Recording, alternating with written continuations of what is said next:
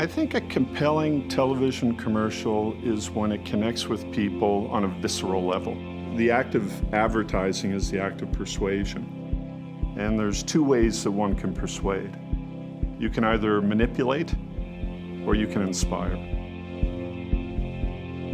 My name's Glen Hunt. I've been in advertising for 20 years, and I've worked on hundreds of different campaigns, but the one that's been best received by far would be Molson Canadian, the Rant.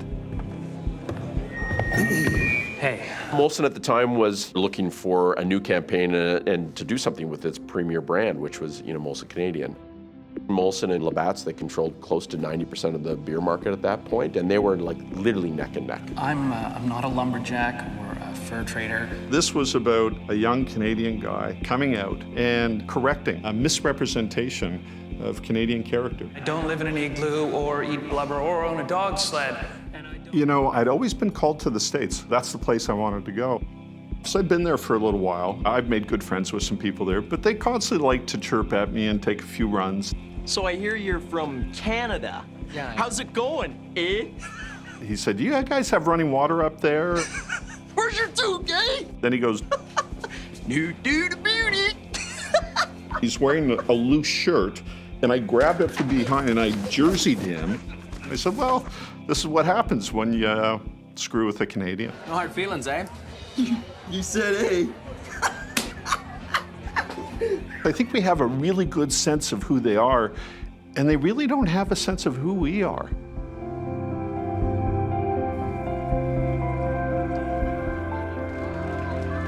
The late 90s, I think, were not a great time for Canada's pride, at least on the surface. You had the referendum in 95, and then you had Canada losing the Canada Cup in 96. Late night talk show hosts were sort of making fun of Canada at the time.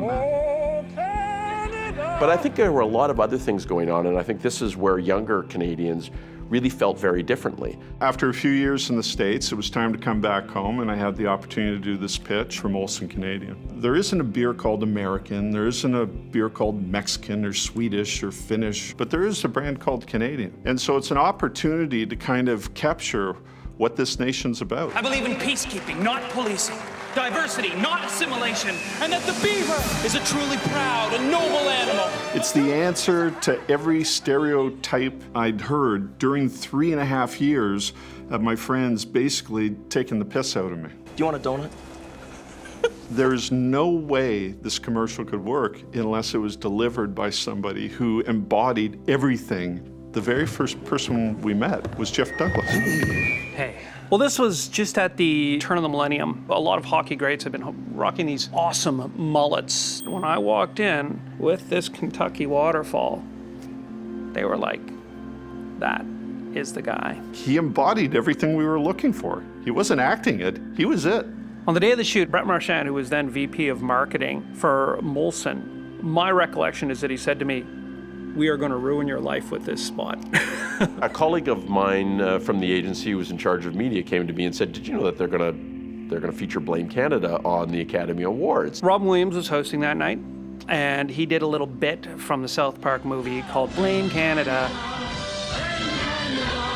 With all their hockey hullabaloo, and that bitch Anne-Marie too. Just as he finished that, they went to commercial, and the commercial was the Rant. The Toque is a hat. The Chesterfield is a coach. And it is pronounced Z, not Z.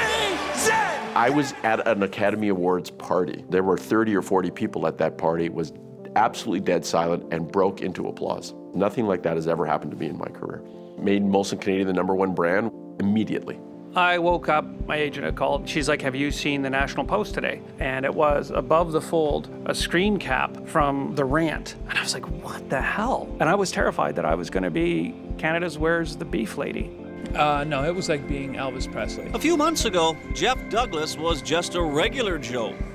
Now, as Joe Canadian, he's hounded by autograph seekers. A lot of people saw the Rant at once. And I think a lot of people could go to work the next day and talk about, did you see that? Did you see that thing? I've lived that, I've felt that. The ad seems to make Canadians feel good about being Canadians. And if it takes a beer ad to bring that out, so be it. It was the moment where we just finally put our foot down and said, no, we're not this, we're not that. Canada's come a long, long, long way since 1999 and 2000. Now the rest of the world really understands that Canada has a really interesting set of values. I think if that's never been truer than today. We shouldn't forget we're also fundamentally flawed. We have our own history, and we have our own opportunities to kind of understand and empathize other people's point of view.